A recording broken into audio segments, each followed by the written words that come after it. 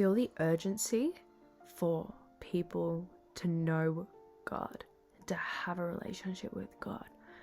Because I just had a dream, and dreams are really like powerful and they're very moving. I had a dream of this world where there was such high crime, everyone was so unhappy. It was just like the whole world had just flipped, and I was just like, this, like, and I could tell and I could feel like there was just a lack there, like God wasn't there. And it kind of reminded me of like, oh, like the times like after like what is it, the rapture. And I was like, oh my goodness, like we need God, because the heartache and the pain and just the like the dismay that I like felt when I was in that dream, seeing this society and seeing how it was, and I would assume that other people would be the same place. Like it just was so lost. And it's like already like our society is so gone. It's so gone. And there's a lack, like people don't fear God. People just, they're like kind of almost create their own image of what God is in their head to allow them to do other things and to feel comfortable, and they kind of make up it's like their own religion and their own perception of who God is, when the truth is God is the creator of the world, and he is the one who is in the Bible, and the God that's talked about in the Bible is God, and not the God that a person hears a verse, takes it out of context, and then creates the whole identity of God around, which is a kind of a new concept being introduced into our world. It's being watered down. That's how I'd like to say. Anyway, it made me think we can be so set on our own ways, using our own strength. And I think it was really interesting because even I think like, oh no, I am awful, I need to fix everything. But actually, the way that my God works, and if you're watching this and you're a Christian, our God, God is God. He's the only true God, and that's it. But the way that he works is he restores from the inside out.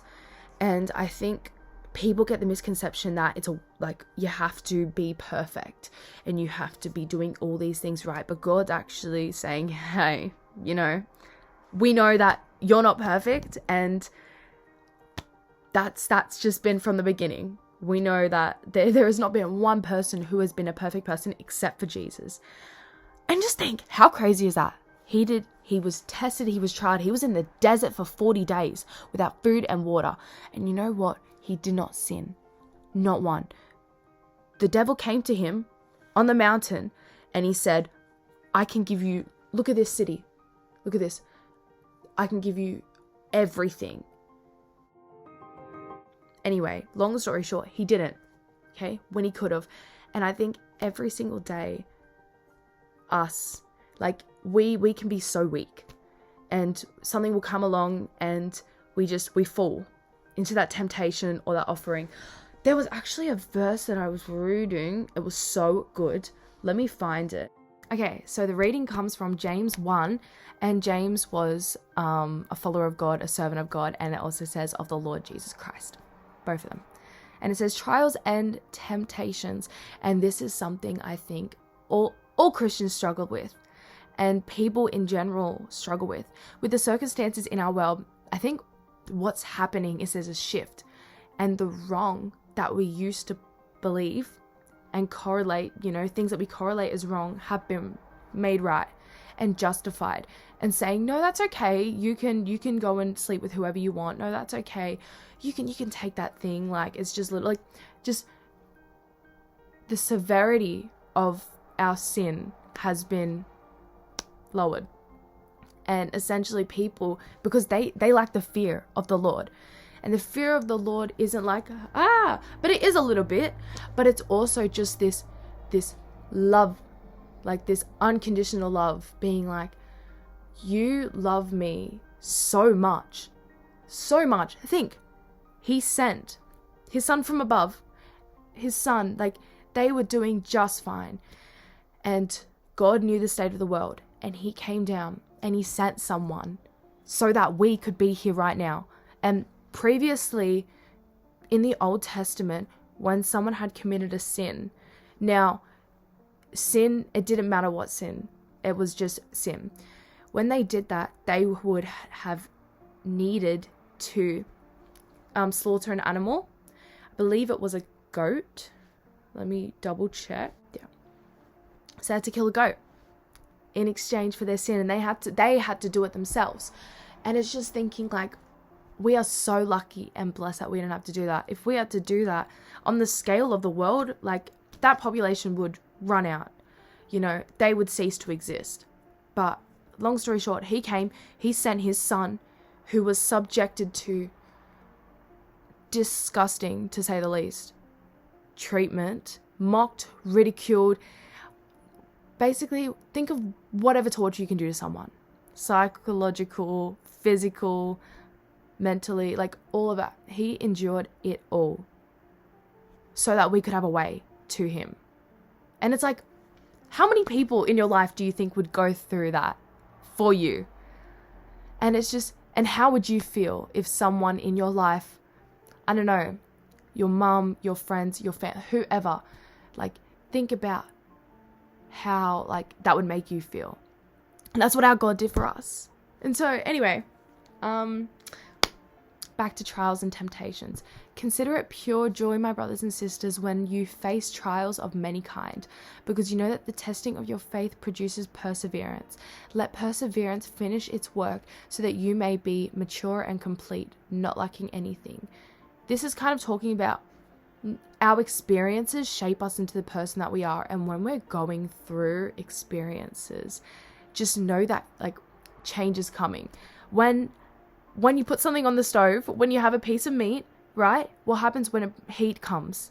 You know, it cooks. There's change, you know. Even like when you're out in the sun, when the sun gets brighter, when it gets hotter, what's happening? Your skin, it's changing. It's getting sunburnt. Or if you wear sunscreen, it's not. But long story short, when you're feeling the heat, you know, just know that there's change coming. And in this sense, it's good change. Because I think the Bible talks a lot about when we go through these experiences, it helps shape our heart and again produces perseverance.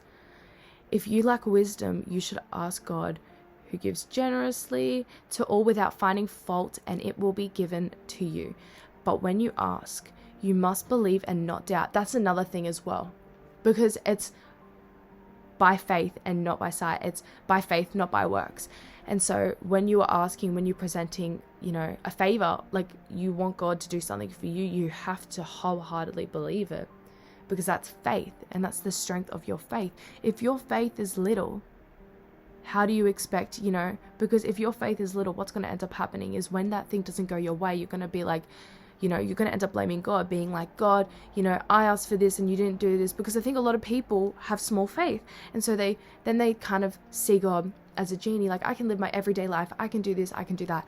But when, you know, like things get rough, they're like, okay, like I really need this. I will, you know, this and that. And then when everything's fine, they're like, okay, see you later, you know. And I'm like, he wants a relationship with you, and he wants to be a familiar face and a friend.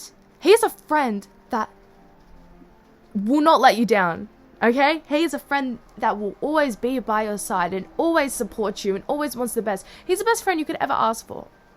And, oh my gosh, the rain. I love the rain. So nice. Anyway, that person, yeah, you must believe and not doubt, because the one who doubts is like a wave in the sea, blown and tossed by the wind. That such person should not be expected to receive anything from the Lord. Such a person is double-minded and unstable in all they do. Believers in humble circumstances ought to take pride in their high position. So basically just says, pride, don't take pride. You know, you have to stay humble. And especially like when we go through temptations, when we go through trials, and when we like bear the fruits, like, you know, like of our perseverance, you have to, you know, it's not a brag. It's not, you know, all glory goes to God, basically. You can't sit there and be like, again, because that kind of takes the shift onto you, and it's like, this was me, and it's God's like, no, I'm doing this so that my glory can be shown through you. That when, like, it's like a testimony, and it helps, you know, kind of get the word out and spread. But the rich should take pride in their humiliation, since they pass away like a wild flower. For the sun rises with scorching heat and withers the plants. Its blossom falls and its beauty is destroyed. In the same way, the rich will fade away, even while they go about their business. Okay. And then it says, blessed are the ones who perseveres under trial, because having stood the test, that person will receive the crown of life that the Lord has promised to those who love him. When tempted, no one should say, God is tempting me, for God cannot be tempted by evil, nor does he tempt anyone. But each person is tempted when they are dragged away by their own evil desires and enticed. Then, after desire has been conceived, it gives birth to sin, and sin, when it's fully grown, gives birth to death. Don't be deceived, dear brothers and sisters. Every good and perfect gift is from above, coming down from the Father of the heavenly lights, who does not change like shifting shadows. He chose to give us birth through the word of truth, that we might be kind of first fruits of all he created. Yeah, and then the last thing I just wanted to finish up with James is, my dear brothers and sisters, take note of this. Everyone should be quick to listen, slow to speak, and slow to become angry. Because human anger does not produce the righteousness that God desires.